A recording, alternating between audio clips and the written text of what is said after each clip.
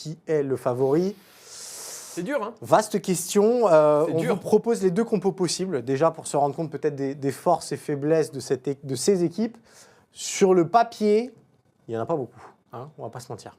De quoi? De force et de faiblesse ou de... Des faiblesses. Ah oui, des faiblesses. Non, mais sur le papier, il y a des noms aux quatre coins du terrain, quoi. Mais alors, ce sont deux équipes qui sont des sœurs jumelles.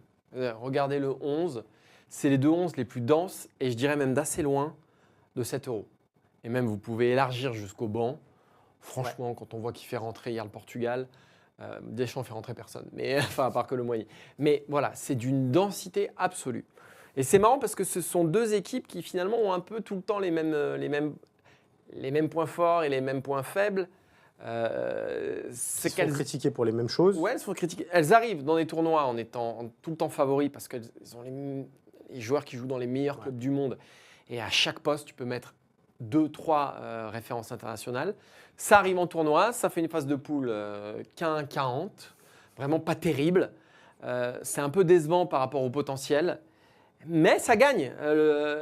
Sur les 8 dernières années, il n'y a que 3 équipes européennes qui ont gagné un grand trophée international. C'est l'Italie, bon, coup de bol, on y reviendra peut-être un jour. Portugal 2016 et France 2018, donc ça gagne. Donc voilà, ce sont deux équipes.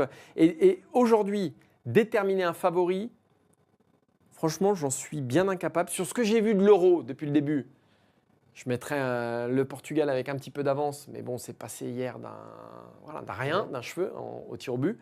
Je mettrais le Portugal d'un rien.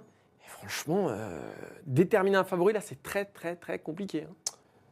C'est très compliqué. T'en as un, toi, ou pas? Moi, je mettrais la France un petit peu au-dessus. Ouais, bon, non, mais parce que justement, on va arriver sur ces matchs au couteau, rasoir, tous ces matchs où on connaît l'équipe de France.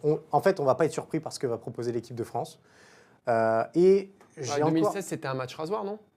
Oui, mais 2016, ça remonte, c'est plus exactement les mêmes équipes. Je sais, évidemment. Cela dit, l'ADN des Bleus n'a pas fondamentalement changé. Et je trouve que dans cette équipe du Portugal, il y a encore des inconnus à ce très, très, très, très haut niveau. Et je vais prendre l'exemple des deux latéraux. Nuno Mendes, pour l'avoir vu très, très souvent avec le Paris Saint-Germain, oui. J'aime beaucoup, mais il peut y avoir une absence. Hernandez aussi. Ok. Cancelo, il peut y avoir une grosse absence. Si tu me dis que tu préfères mettre Cancelo que Koundé, non, mais ça dépend pourquoi faire. Non, mais ça dépend pourquoi faire. Encore une fois, pour être dans l'équipe de France, je préfère avoir Koundé que Cancelo. Ok. Voilà. Cette phrase-là, elle est dure. Je la réfléchis. Non, mais ce que je veux dire, c'est que on sait que ces Bleus, ça va être des machines à défendre, des machines à tuer les vagues adverses. Oui, oui. Et en plus, on ne les a pas encore vus dans cette compétition, en transition, ça peut être terrible. C'est pareil pour le Portugal. Ça dépend qui joue. Je veux dire, Griezmann en transition, hier, il a quelques situations, il te les flingue. Si tu mets Barcola ou Dembélé en transition derrière Nuno Mendes... Mais ne serait-ce que Mbappé en transition, ça peut faire très très mal. Comme Léao peut faire très mal, mais ce que je veux dire, c'est que moi j'imagine très bien un scénario de match où le Portugal a ballon, fait tourner la balle en U, il ne se passe rien, les Bleus punissent. Je pense que... Avec Thuram, avec Griezmann, je ne sais pas.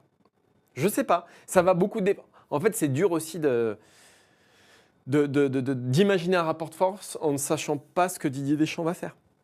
C'est difficile. Parce que si tu mets Barcola ou Dembélé derrière Nuno Mendes, c'est pas pareil que Griezmann. Alors c'est sûr que tu seras plus en danger derrière, mais par contre, dans le dos de Nuno Mendes, et Dieu sait qu'il y a les hippodromes de Longchamp, de Vincennes, tous les hippodromes de France derrière le dos de Nuno Mendes quand même. Ouais. Là, tu peux te régaler. Hein.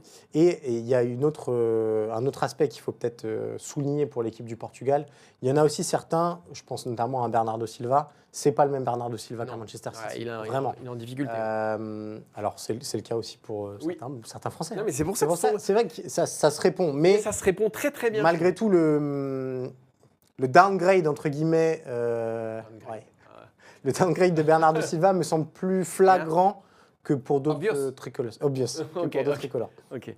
Ouais, moi, franchement, c'est compliqué. Tu prends poste par poste, on l'a fait tout à l'heure. Ouais, c'est dur. Hein. La charnière ou pas Mécano Saliba, mais c'est pour ça. Je pense la charnière Diaz-Pépé. Ouais. Je pense qu'il y a plus de Portugais dans l'équipe type qu'on pourrait faire en mixant les deux 11, mais que collectivement, j'ai beaucoup plus d'assurance sur la France que sur le Portugal.